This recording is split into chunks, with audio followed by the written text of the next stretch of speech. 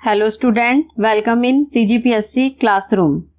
भारत के भूगोल में हम देख रहे थे भारत का भौतिक विभाजन। उसी सीरीज को हम आगे बढ़ाते हैं आज। अगर आपने अभी तक हमारे चैनल को सब्सक्राइब नहीं किया है तो सब्सक्राइब कर लीजिए, जिससे आपको हमारे आने वाली वीडियो का नोटिफिकेशन टाइम टू टाइम मिलता रहेगा। और आप हमसे टेलीग्राम के माध्यम से भी जुड़ सकते हैं, जिसका लिंक आपको डिस्क्रिप्शन बॉक्स में मिल जाएगा। आज हम देखेंगे हिमालय पर्वत श्रृंखला का नदियों के आधार पर वर्गीकरण। ठीक है, तो चलिए अब हम स्टार्ट करते हैं हिमालय पर्वत श्रृंखला और नदियों के आधार पर इसका वर्गीकरण। तो हिमालय पर्वत श्रृंखला में देखिए क्या दिखा रहा है यहाँ पर। ये कितने भागों में बटा हुआ है? 4 भागों में। ये किसके आधार पर बटा हुआ है? ये नदियों के आधार पर बटा हुआ है हिमालय पर्वत श्रृंखला। अच्छा, ये किसने बांटा है तो वो देख लेते हैं। भूवैज्ञानिक का नाम सिडनी बुराक नामक भूगर्भ शास्त्री ने नदियों के आधार पर हिमालय को पश्चिम से पूर्व कई भागों में विभाजित किया गया था, जिसका विवरण निम्नलिखित है। अब इस भूवैज्ञानिक जो है ना, उसका नाम दिया गया है, क्या नाम है? सिडनी बुराक। इन्होंने ही क्या किया था? नदियों के आधार पर हिमालय को 4 भागों में विभाजित किया था। देखो ऊपर कौन सी नदी बहती है? सिंधु नदी। फिर उसके नीचे है सतलज। तो सिंधु से लेकर सतलज तक का जो एरिया था उसको क्या कह दिया गया है? उस हिमालय को कहा गया है पंजाब या कश्मीर हिमालय कहा गया है। ठीक है, उसके बाद देखो सतलज नदी जो है, और यहाँ पे देखते हो ये नदी है काली नदी। ये नेपाल से होके गुजर रही है काली नदी। तो सतलज और काली नदी के बीच में जो हिमालय पर्वत श्रृंखला है उसको क्या नाम दिया गया है? उसको दिया गया है कुमायूं हिमालय। फिर देखिए, फिर है काली नदी और तीस्ता नदी। तीस्ता नदी ये सिक्किम से निकलती है। तो तीस्ता नदी और काली नदी के बीच में जो पर्वत श्रृंखला है हिमालय की, उसको क्या नाम दिया गया है? उसको दिया गया है नेपाल हिमालय। उसके बाद है तीस्ता और दिहांग। दिहांग नदी यहाँ बह रही है, देखो अरुणाचल प्रदेश से होते हुए, असम से होते हुए यहाँ आगे बढ़ते जाती है बंगाल की खाड़ी की तरफ। उसके बाद यहाँ पे है तीस्ता नदी। तो इन दोनों नदियों के बीच जो हिमालय की पर्वत श्रृंखला है उसको क्या कहा गया है? उसको कहा गया है असम हिमालय। ठीक है, ये बिल्कुल क्लियर हो गया होगा आप सबको।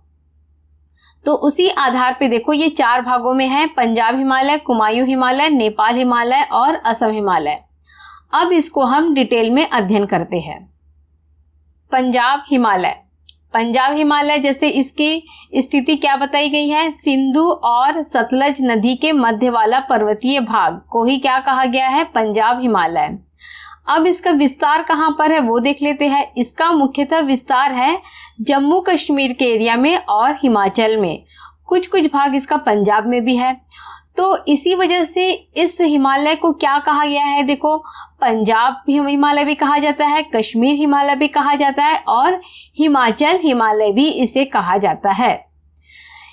इसकी लंबाई कितनी है? तो इसकी लंबाई है 560 किलोमीटर है। ठीक है, ये 560 किलोमीटर इसकी लंबाई है। कितना? 560 किलोमीटर तक फैला हुआ है। ये हिमालय जो है ये सर्वाधिक चौड़ा है। ठीक है, हिमालय की सर्वाधिक चौड़ाई कहाँ पर है? इसी भाग में मिलती है। सर्वाधिक चौड़ा कहाँ पर है हिमालय? तो ये चारों में से कौन सी हिमालय में सबसे चौड़ा लग रहा है? तो ये है पंजाब हिमालय पर्वत श्रृंखला जो है वो सबसे चौड़ा है। इसमें और कौन कौन सी पर्वत श्रेणियां हैं वो देख लेते हैं। इसकी पर्वत श्रेणियों का नाम है देखो काराकोरम, लद्दाख, पीर पंजाल, धौलाधर और जास्कर। यहाँ पर हमने देखा था, लास्ट क्लास में भी हमने देख लिया था कि काराकोरम, लद्दाख, जास्कर श्रेणियां के बारे में पढ़ लिया था। अगर आपने नहीं देखा है वो वीडियो तो आप जाके देख सकते हैं हमारे चैनल पे। अब देखिए जो काराकोरम, लद्दाख, पीर पंजाल, धौलाधर, जास्कर श्रेणियां जो है वो कौन से हिमालय का हिस्सा है, ऐसा क्वेश्चन पूछा जाता है। तो हमें याद रखना है कि ये कौन से हिमालय में आता है। ये आता है काराकोरम, लद्दाख, पीर पंजाल और धौलाधर, और जास्कर जो है किस में आएंगे? ये पंजाब हिमालय में आएंगे। अच्छा, इसकी सबसे ऊंची चोटी कौन सी है वो हम देख लेते हैं। सबसे ऊंची चोटी का नाम कहा गया है नंगा पर्वत। ठीक है, नंगा पर्वत कहाँ पर है? यहाँ पे है, पड़ता है हिमालय के पश्चिम में पड़ता है इस साइड। तो वो उसकी हाइट कितनी है, देखो ये है 8,126 किलोमीटर। ठीक है, इसकी हाइट जो है वो बहुत ऊंची है, ये मीटर में रहेगा, ये 8,126 ये मीटर इसकी हाइट है। अब हिमालय की चौड़ाई तो हमने देख लिया था, यहाँ सबसे अधिक है। यहाँ पर क्या है, देखो सिंधु नदी की 5 प्रमुख सहयोगी नदियों का उद्गम स्थल भी है। ठीक है, कहाँ पर, कश्मीर हिमालय में ही। इसी एरिया में क्या होता है, सिंधु नदी तो यहाँ से निकल गई, उसके बाद जो 5 नदियां हैं, चेनाब, झेलम, रावी, व्यास, ये सब जो है ना, ये सब कहाँ पे, इसी एरिया में आएगी 5 की 5 नदियां। ठीक, नदियों के बारे में जब हम पढ़ेंगे तब डिटेल में देखेंगे 5 नदियों का उद्गम स्थल कहाँ से बहती है, कौन किसकी सहायक नदियां है, वो हम नदियों वाले चैप्टर में कवर करेंगे। अब हिमाचल प्रदेश का जो एरिया आया है उसमें सबसे फेमस हिल स्टेशन कौन सा आएगा, डलहौजी कहाँ आता है, इसी एरिया में आएगा। ठीक, पंजाब हिमालय में ही आएगा डलहौजी जो शहर है वो। ठीक है, पंजाब हिमालय हमने अच्छे से देख लिया है। अब हम देखते हैं कुमायूं हिमालय। कुमायूं हिमालय, इसकी स्थिति कहाँ से कहाँ है, देखिए तो ये है सतलज से काली नदी के बीच में वाला क्षेत्र जो है वो पड़ता है कुमायूं हिमालय में। इसका विस्तार कहाँ कहाँ है, तो उत्तराखंड और हिमाचल प्रदेश में इसका विस्तार है। इसकी लंबाई कितनी है, तो इसकी लंबाई है 320 किलोमीटर। ठीक, ये यानी कश्मीर हिमालय से छोटा है, इसकी लंबाई जो है वो कम है। ये पंजाब हिमालय से अधिक ऊंचा है, पंजाब हिमालय की तुलना में क्या है, ये ज्यादा ऊंचा है, इससे छोटा है, लेकिन इसकी ऊंचाई जो है यहाँ के पर्वतों की, ये पंजाब हिमालय की कंपेयर में ज्यादा है। और अगर नेपाल हिमालय में जब जाएंगे ना, वहां की तो और ज्यादा रहेगी पर्वत चोटियां जो है। यहाँ की सबसे ऊंची चोटी कौन सी है, नंदा देवी। ठीक है, नंदा देवी है यहाँ की सबसे ऊंची चोटी। अब देखो जो नंदा देवी की हाइट कितनी है यहाँ पे, ये 7,817 मीटर। हमने वहां पर देखा था, ये पंजाब हिमालय में कौन सी थी, नंगा पर्वत था यहाँ पर। ठीक है, और यहाँ पे क्या है, नंदा देवी है। कुमायूं हिमालय की सबसे ऊंची चोटी पूछा जाए तो क्या बताना है हमें, नंदा देवी। अब यहाँ पे देखो कौन कौन सी नदियां होके बहती है, यहाँ पर बहती है गंगा और यमुना। यहाँ 5 नदियों का संगम था और यहाँ पर बहुत ही फेमस, बहुत ही पवित्र नदी गंगा और यमुना का यहाँ से उद्गम होता है, क्योंकि ये उत्तराखंड का एरिया आ रहा है। ठीक, इसके बाद देखो उत्तराखंड में जो बहुत सारी झीलें हैं, झीलों के लिए बहुत फेमस है उत्तराखंड, तो नैनीताल, भीमताल, सातताल और भी बहुत सारी जो झीलें हैं वो सब किसके अंतर्गत आएगी, तो वो आएगी कुमायूं हिमालय के अंदर ही आएगी। तो कुमायूं हिमालय के बारे में एक और बात है कि ये चारों विभाजनों में सबसे छोटा है। सबसे छोटा किसे बताया गया है, देखो कुमायूं हिमालय को बताया गया है चारों विभाजन में। तो ये हमने कुमायूं हिमालय देख लिया। अब हम नेक्स्ट देखते हैं नेपाल हिमालय। नेपाल हिमालय, अब हम देखेंगे नेपाल हिमालय। इसकी स्थिति कहाँ से कहाँ तक है, तो ये काली नदी से तीस्ता नदी तक ये फैला हुआ है। इसका विस्तार कहाँ कहाँ पर है, तो नेपाल, तिब्बत और सिक्किम के एरिया में इसका विस्तार है। यहाँ से बह रही काली नदी, ये नेपाल से होके जा रही है देखो, और यहाँ से है तीस्ता नदी। तीस्ता नदी जो है वो सिक्किम से निकलती है। ठीक है, सिक्किम में जम्मू ग्लेशियर है, वहाँ से निकलती है, सिक्किम में तीस्ता नदी निकल रही है। तो दोनों के बीच का जो एरिया है उसी को क्या कहा गया है, नेपाल हिमालय। ठीक है, यानी कि यहाँ की जो हिमालय की पर्वत श्रृंखला है उसको कहा गया है नेपाल हिमालय। इसकी लंबाई कितनी है, तो ये है 800 किलोमीटर। इसका अधिकांश हिस्सा कहाँ पर है, नेपाल में है, इसलिए इसको क्या कहा गया है, नेपाल हिमालय। हिमालय की सबसे ऊंची चोटियाँ इसी भाग में हैं। ठीक है, हिमालय की जो सबसे ऊंची ऊंची चोटियाँ है वो कौन से भाग में है, इसी भाग में आएगी। जैसे माउंट एवरेस्ट, कंचनजंगा, मकालू, अन्नपूर्णा, ये सब जो बड़ी बड़ी ऊंची ऊंची चोटियाँ हैं वो नेपाल हिमालय के ही अंतर्गत आएगी। माउंट एवरेस्ट तो नेपाल में है, मकालू, अन्नपूर्णा भी नेपाल में है। अच्छा, ये जो कंचनजंगा है वो आता है सिक्किम में। ठीक है, तो सिक्किम का जो कंचनजंगा वाला एरिया है पहाड़ी, वो भी किस में आ रही है, नेपाल हिमालय के ही अंदर आएगी। नेपाल हिमालय का जो एरिया है वो बाकी सारे से ना ज़्यादा बड़ा है, यानी कि लंबाई में क्या है ये बहुत बड़ा है।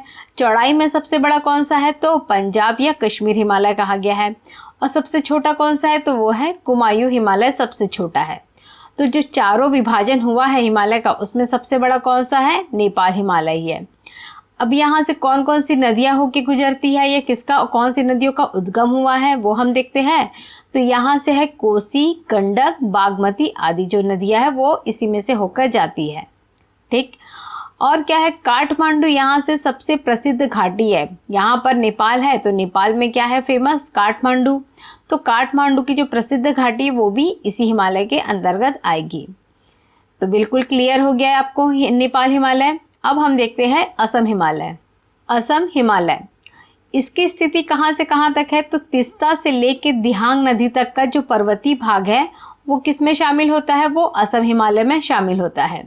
इसका विस्तार कहाँ से कहाँ तक है तो सिक्किम में है, असम में है, अरुणाचल प्रदेश में है तथा तिब्बत में भी है। ठीक, तिब्बत यहाँ पे देखो तिब्बत का एरिया भी पड़ रहा है। ठीक है, तो तिब्बत से भी होके जाता है ये असम हिमालय। अब इसकी जो प्रमुख चोटियां है वो कौन कौन सी है तो उसका नाम है नामचा, बरवा और कुला कांगली। ठीक है, ये जो है इसकी बहुत ही प्रमुख चोटियां के बारे में बताया गया है। इसकी लंबाई देख लेते हैं। लंबाई जो है वो 750 किलोमीटर है। अच्छा, इसकी लंबाई हमने कितनी देखी थी, 800 देखी थी, और इसकी कितनी है 750, यानी कि ये जो है वो नेपाल हिमालय से जो है ये छोटा है। लेकिन सबसे छोटा कौन सा हैगा, कुमायूं आएगा, और सबसे चौड़े में पंजाब हिमालय। नेपाल हिमालय से जो है इसकी ऊंचाई जो है वो कम है असम हिमालय की, क्योंकि नेपाल हिमालय में सबसे ऊंची ऊंची चोटियां है। विश्व की सबसे ऊंची चोटी माउंट एवरेस्ट वो भी कहाँ पर है, नेपाल हिमालय में ही है। तो इसलिए असम जो है, असम हिमालय वाला क्षेत्र वो क्या होगा, नेपाल हिमालय की अपेक्षा कम ऊंचा होगा। ठीक है, तो ये असम हिमालय भी हमने कंप्लीट कर लिया है। तो हमारे ये जो चार विभाजन जो हुए थे ये हमने अच्छे से देख लिया है कि कैसे नदियों की वजह से ये चारों विभाजन हुए हैं। पहला जो हुआ था सिंधु और सतलज नदी के बीच का है, दूसरा है सतलज और काली नदी के बीच का, तीसरा होगा काली और तीस्ता, फिर है तीस्ता और दिहांग। अब इसका नाम को लेके कंफ्यूज नहीं होना है। देखो यहाँ ऊपर में पंजाब और कश्मीर का क्षेत्र आता है, इसलिए इसका नाम क्या रख दिया गया है, पंजाब या कश्मीर हिमालय या हिमाचल हिमालय। और नदियाँ कौन सी बहती है तो देखो सिंधु नदी यहाँ से बह रही है और यहाँ से सतलज नदी, तो उनके बीच का एरिया लेंगे। इसके बाद देखो सतलज और काली नदी, ये काली नदी नहीं सुने होंगे तो याद रखना है इसको। काली नदी जो है यहाँ से बह रही है नेपाल से होते हुए, तो काली और सतलज के बीच का एरिया कहलाएगा कुमायूं हिमालय। अब जो एरिया है ये नेपाल का ही एरिया है। तो नेपाल का जो एरिया वो कहाँ से होगा, काली नदी से लेके तीस्ता नदी। तीस्ता नदी कहाँ से निकलती है, सिक्किम से निकलती है। तो तीस्ता और काली के मध्य में जो एरिया है पहाड़ी का वो कहलाएगा नेपाल हिमालय। बहुत आसान है ये। असम का देखो यहाँ असम पड़ता है, भारत के पूर्वी साइड में असम पड़ेगा, तो असम वाला क्षेत्र क्या कहलाएगा, असम हिमालय कहलाएगा। तो तीस्ता और दिहांग नदी इनके बीच का जो पहाड़ी एरिया है उसी को क्या कहा गया है, असम हिमालय। अब आई होप आप लोगों को बहुत अच्छे से समझ में आ गया होगा। अब हम देखते हैं पूर्वी जो है ना, पूर्वी क्षेत्र, पूर्वांचल जो कहा जाता है हिमालय, उसके बारे में अब हम देखते हैं। पूर्वोत्तर भारत की पहाड़ियाँ अब हम देखते हैं। इसमें हम देखेंगे कि भारत जो है, भारत कहाँ से कहाँ तक फैला है। देखो यहाँ पर, इसके यहाँ पर अफगानिस्तान है और यहाँ पर क्या है, पाकिस्तान है। लेकिन भारत में जो है हिमालय पर्वत वो कहाँ तक फैला हुआ है। देखो भारत में जो हिमालय है वो पूर्व से लेके पश्चिम में पूरा फैला हुआ है, और बाद में कहाँ पे देखो ये दक्षिण की तरफ भी मुड़ जाता है। दक्षिण यानी कि अपने पूर्व और पश्चिम वाले एरिया में। ठीक है, ये पूर्व एरिया है इसका और ये पश्चिम का एरिया है। तो यहाँ पर क्या हो रहा है, हिमालय पर्वत जो है वो क्या हो जाता है, दक्षिण की तरफ मुड़ जाता है। यहाँ पर भी तो ऐसा मुड़ रहा है और अपने पूर्वी साइड भी वो यहाँ से मुड़ जाता है दिहांग क्षेत्र से।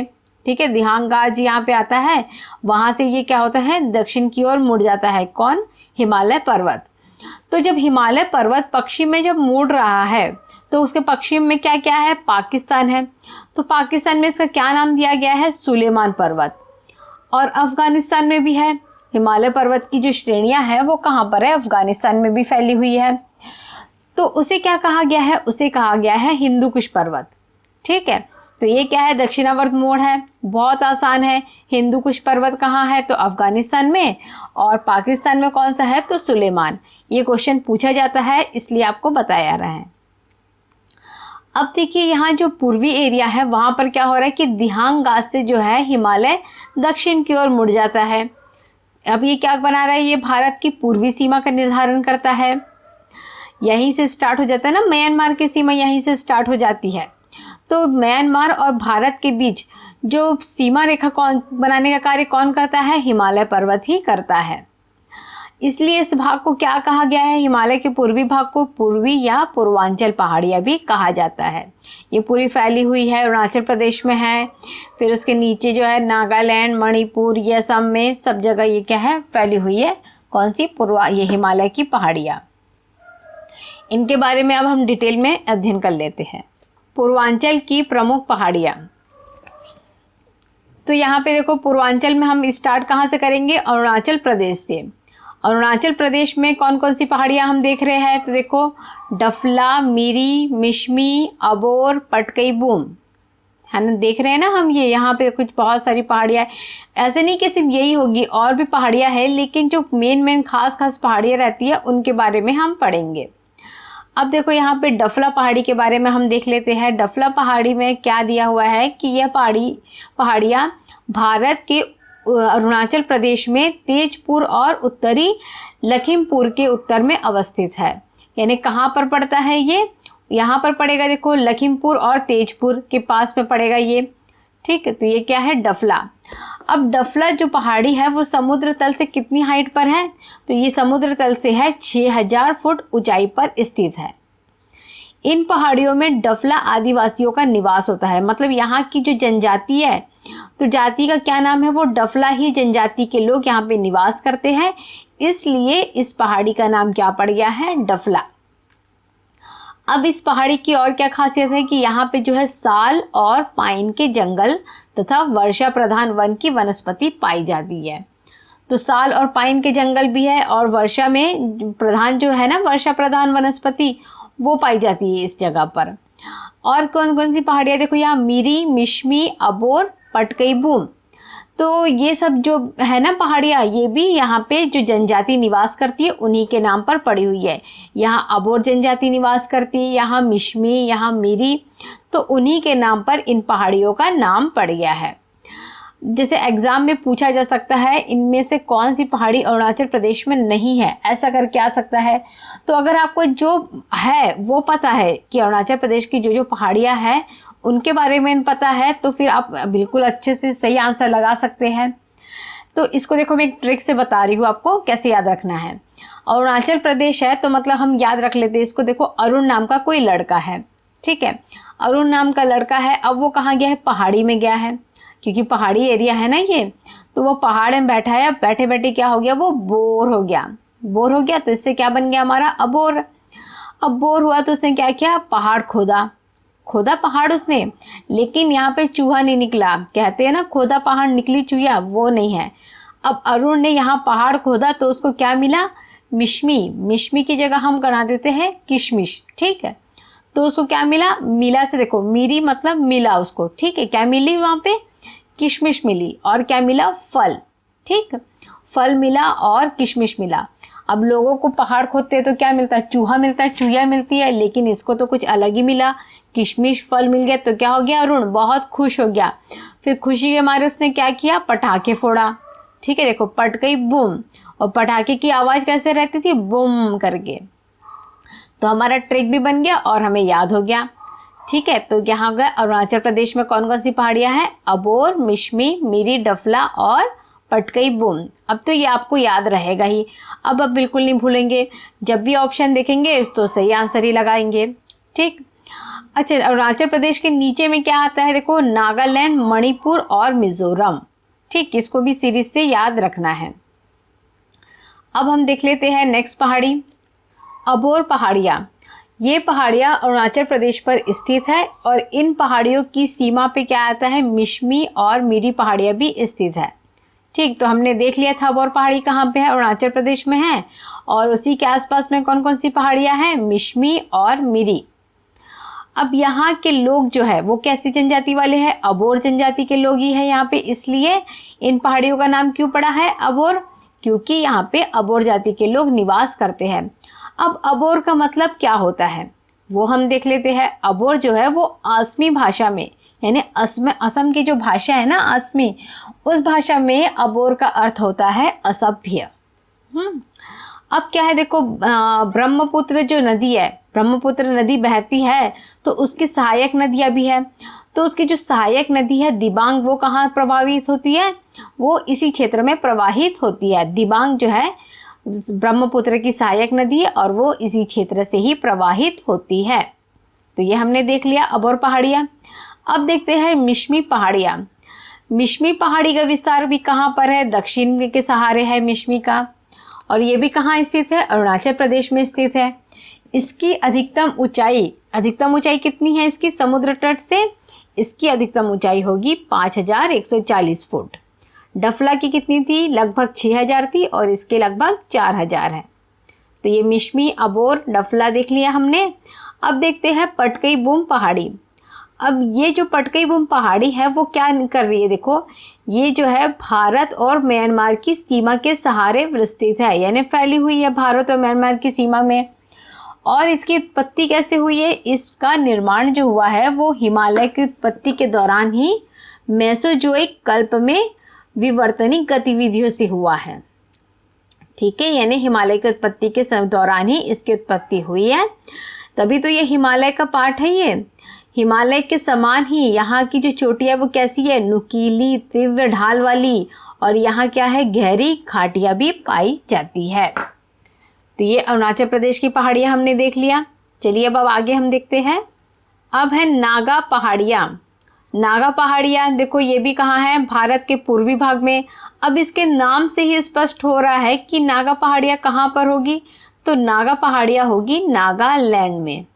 ठीक है, ये पहाड़ियाँ भारत और म्यांमार की सीमा का निर्धारण करती है। यहाँ से देखो, यहाँ पर नागालैंड है, उसके नीचे मणिपुर, फिर उसके नीचे मिजोरम। तो ये यहाँ पे जो है वो म्यांमार है। अब म्यांमार और इंडिया, इनके बीच जो है वो सीमा का निर्धारण कौन कर रहा है, तो ये हिमालय पर्वत श्रृंखला ही करती है। अब इन पर्वत श्रृंखला का जैसे जैसे देखो यहाँ राज्य चेंज हो रहे हैं, इनका नाम भी चेंज हो जाता है। जैसे नागालैंड है तो वहाँ नागा पहाड़ी, मणिपुर है तो मणिपुर पहाड़ी, और मिजोरम है तो मिजो पहाड़ी।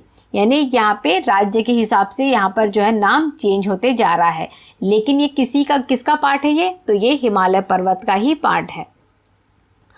इसका विस्तार देख लिया हमने, नागा पहाड़ी का कहाँ पर है, नागालैंड में है। अब मणिपुर में क्या है, मणिपुर पहाड़ियाँ। मणिपुर पहाड़ियाँ में देखो इसके लेफ्ट में राइट में कौन क्या क्या है, यहाँ पे असम है। ठीक है, पूर्व में क्या है इसके, म्यांमार है। पश्चिम में क्या है, असम है। दक्षिण में मिजोरम है और उत्तर में नागालैंड है। अब इसको याद कैसे रखेंगे, देखो बहुत बच्चे भूल जाते हैं, कंफ्यूज हो जाते हैं कि नागालैंड पहले आएगा कि मणिपुर की मिजोरम, क्योंकि ये लाइन से है ना, इसलिए बहुत ज़्यादा कंफ्यूज क्रिएट करता है। तो देखो अरुण नाम का लड़का, ठीक है, अरुणाचल प्रदेश तो याद रहेगा ऊपर में है। अरुण नाम के लड़के को क्या दिखा, नाग दिखा। दिख गया नाग, उसको नाग दिखा। नाग के पास में क्या दिखा उसको, मणि दिखा। ठीक है, अब वो मणि देखा तो उसने क्या किया, बहुत जोर से चिल्लाया कि मणि मिल गया है अब। ठीक है, मणि पर मिलेगा कैसे, नाग जब तक उसकी सेफ्टी कर रहा है। तो नाग के पास क्या रहता है, मणि, ये याद रखना है। पुरानी फिल्में तो देखे ही होंगे ना आप लोगों ने, उसमें रहते था नाग के पास मणि रहता था, तो बस उसी को याद करके याद रख लीजिए कि नाग के पास क्या रहेगा, मणि रहेगा। ठीक, अब मणि आ गया तो ये कहाँ रहेगा, नागालैंड और मणिपुर दोनों आसपास में रहेंगे, और मिजोरम जो है वो लास्ट में आएगा। ठीक है, तो ये याद हो गया, मणिपुर, मिजोरम और नागालैंड की जो कौन सी सीरीज में, ये याद रखना है इनको। अब इनकी पहाड़ी के बारे में देख लेते हैं। मणिपुर में तो मणिपुर पहाड़ियाँ है। मिजोरम की पहाड़ी को क्या कहा गया है, मिजो पहाड़ियाँ। और दक्षिण पूर्वी मिजोरम राज्य में स्थित इन पहाड़ियों को पूर्व में क्या कहा गया है, लुशाई पहाड़ियों के नाम से जाना जाता है। और यही पहाड़ियाँ क्या करती है, आराकान योमा के उत्तरी भाग का निर्माण भी करती है। अब ये अराकान योमा कहाँ से आ गया? तो म्यांमार और इंडिया, इनके बीच में जो पहाड़ी है ना, इसी को कहा जाता है अराकान योमा कहा जाता है। ठीक है, यहाँ पर भी एक सीरीज बनी हुई है हिमालय पर्वत की पहाड़ियों की, उसी को अराकान योमा कहते हैं, जिसके द्वारा ही भारत और म्यांमार की सीमा रेखा निर्धारित की गई थी। ठीक, आई होप आप लोग को बिल्कुल अच्छे से क्लियर हो गया होगा। अब आगे हम बढ़ते हैं। त्रिपुरा पहाड़ियाँ। अब त्रिपुरा पहाड़ियाँ नाम से क्या स्पष्ट हो रहा है कि ये कहाँ पर होगी? तो ऑफ कोर्स कहाँ पे होगी? ये त्रिपुरा में ही। ये जो एरिया दिख रहा है ना, ये क्या है? ये त्रिपुरा है। तो त्रिपुरा पहाड़ियाँ हैं, त्रिपुरा राज्य में स्थित है। ये उत्तर से दक्षिण में क्या होती है? समांतर वलयों की एक श्रेणी है। इसकी ऊंचाई क्या होती है? दक्षिण में घटती जा रही है। और यहाँ पे कौन सी नदियाँ आके मिल रही है? देखो, गंगा और ब्रह्मपुत्र निम्न भूमि में जाकर मिल जाती है यहीं पे। अतः ठीक है, तो त्रिपुरा में कौन सी पहाड़ियाँ देखने को मिल रही है हमें? त्रिपुरा पहाड़ी। त्रिपुरा के बारे में ये एक चीज़ और याद रखना है कि ये तीनों साइड से देखो अंतर्राष्ट्रीय सीमा से घिरा हुआ है, मतलब बांग्लादेश से। ये बांग्लादेश है, तो बांग्लादेश पूरा फैला हुआ है यहाँ तक। तो बांग्लादेश के पास देखो ये पूरा तीनों तरफ से घिरा हुआ है त्रिपुरा। ठीक, अब है देखो मिकिर पहाड़ियाँ। मिकिर पहाड़ियाँ कहाँ है? मिकिर पहाड़ियाँ हमें कहाँ देखने को मिल रही है? ये असम क्षेत्र में। ये असम है, ये असम में हमने देख लिया कौन सी पहाड़ी है? मिकिर। और एक और पहाड़ी है, उसका नाम है रेगमा। तो रेगमा और मिकिर पहाड़ियाँ कहाँ स्थित है? तो असम में। असम के काजीरंगा राष्ट्रीय पार्क जो है, काजीरंगा नेशनल पार्क है, उसके दक्षिण में ही ये पहाड़ियाँ स्थित है। और क्या है इसकी खासियत? कि कार्बी और आंगलाक पहाड़ पठार का एक हिस्सा है ये। कार्बी आंगलाक पठार का क्या है? ये मिकिर पहाड़ियाँ एक हिस्सा है। इस क्षेत्र में क्या होती है? धनसिरी और जमुना नदी प्रवाहित होती है। तो ये नदियों के बारे में भी देख लिया हमने। अब देखो बहुत ज़्यादा कंफ्यूज हो जाएंगे कि मिकिर पहाड़ियाँ कहाँ हैं। नागालैंड, मणिपुर, मिजोरम और त्रिपुरा, इनकी पहाड़ियों के नाम तो सेम इनके राज्यों के नाम से ही है। अरुणाचल प्रदेश की जो है पहाड़ियाँ, उनको हमने याद कर लिया। अब हम असम की पहाड़ियों को भी याद कर लेते हैं। अब देखो मिकिर, मिकिर कैसे सुनाई दे रहा है? प्रोनाउंस हो रहा है कुछ कुछ मिमिक्री टाइप हो रहा है। ठीक, मिमिक्री। अब जैसे कोई मिमिक्री करता है तो बहुत अच्छे से करेगा और अच्छा लगता है, तो हम क्या बोलेंगे उसको? ऑसम। असम नहीं, ऑसम बोलेंगे। ठीक, तो बिल्कुल जुड़ गया हमारा मिमिक्री, ऑसम, यानी मिकिर पहाड़ियाँ कहाँ पर होगी? असम में। ठीक है, अब नहीं भूलेंगे आप। तो अब हमने ये भी देख लिया असम की। अब नेक्स्ट देखते हैं हम मेघालय की पहाड़ियाँ। मेघालय राज्य में देखो कौन सी पहाड़ियाँ फेमस है? तो ये है गारो, खासी और जयंतिया। ये है हमारा मेघालय। सबसे ज़्यादा यहीं से बारिश होती है। ठीक है, मेघालय इसीलिए नाम पड़ा है, यहाँ पर मेघों का आलय है ये। तो मेघालय राज्य में स्थित इन पहाड़ियों को क्या कहा गया है? देखो कि ये पृथ्वी के सर्वाधिक आर्द्र स्थानों में माना जाता है। पृथ्वी का सर्वाधिक आर्द्र स्थान जो है वो यही है। कहाँ? गारो पहाड़िया में। अब गारो पहाड़िया की सबसे ऊंची चोटी कौन सी है? नोकरेक। ठीक है, क्या है सबसे ऊंची चोटी? नोकरेक है। दूसरी पहाड़ी क्या है यहाँ पर? खासी पहाड़ियाँ। मेघालय राज्य में स्थित इन पहाड़ियों का नाम कहाँ से पड़ा है? इन्हीं यहाँ पे जो निवास कर रही जनजाति के नाम पे रखा गया है। तो मोस्टली कैसे नाम रखा जाता है? वहाँ की जनजाति के नाम पर ही पहाड़ियों का नाम रखा जाता है। तो यहाँ पे कौन सी जनजाति पाई जाती है? यहाँ पे खासी खासी जनजाति पाई जाती है, इसलिए यहाँ इसका नाम क्या रखा गया है? खासी पहाड़ियाँ। अब यहाँ पे क्या होती है? देखो सबसे ज़्यादा बारिश वाला क्षेत्र जो है चेरापूंजी और मासिनराम, वो कहाँ स्थित है? खासी पहाड़ी में ही स्थित है। और क्या है देखो यहाँ पर कि मेघालय की जो राजधानी है शिलांग, वो भी कहाँ पर है? इसी पहाड़ी में स्थित है। और शिलांग के पास जो स्थित है क्या है? लुम शिलोंग। ये क्या है? सबसे ऊंची चोटी। गारो की सबसे ऊंची चोटी क्या देखी हमने? नोकरेक। और खासी पहाड़ी की सबसे ऊंची चोटी कौन सी है? लुम शिलोंग। ये कहाँ पर स्थित है? तो ये स्थित है मेघालय की राजधानी शिलोंग में। अब कैसे इसको याद रखना है कि खासी पहाड़ी में चेरापूंजी और मासिनराम है। अब क्या बताया जा रहा है? देखो सबसे अधिक बारिश कहाँ हो रही है? चेरापूंजी और मासिनराम में। अब जहाँ सबसे ज़्यादा बारिश होगी तो वहाँ क्या होगा? सबसे ज़्यादा सर्दी खांसी होती है। बारिश की वजह से होती है ना सबको सर्दी खांसी। तो बस यही याद रख लेना है यहाँ पर खासी पहाड़ियाँ। जहाँ बारिश हुई तो वहाँ सर्दी खांसी हुई, तो उसी से रिलेटेड हो गया खासी पहाड़ियाँ। इसी सीरीज में एक और है, देखो जयंती पहाड़ियाँ। ठीक है, जयंती पहाड़िया का क्या खासियत है कि ये मेघालय राज्य में तो स्थित है ही, लेकिन साथ ही साथ देखो ये गारो और खासी पहाड़ी के पूर्व में स्थित है। तो ये क्यों बताया जा रहा है, देखो कभी कभी क्या होता है कि यहाँ पे क्रम पूछा जाता है कि गारो खासी जयंतिया का क्रम कैसा है, पूर्व से पश्चिम की ओर जमाइए या पश्चिम से पूर्व की ओर। तो सबसे पहले कौन सा आएगा, देखो सबसे पश्चिम में आएगा गारो, फिर आएगा खासी एंड लास्ट में क्या आएगा, जयंतिया। यानी सबसे पूर्व में कौन सी है, तो जयंतिया। इसका नाम बिल्कुल ऐसे ही याद रखना है, गारो, खासी और जयंतिया। तो ये हो गया मेघालय की। तो हमने मोस्टली जो है यहाँ की पहाड़ियों के बारे में देख लिया है। इस प्रकार आज हमने क्या क्या देखा, तो हमने हिमालय पर्वत श्रृंखलाओं का वर्गीकरण देखा।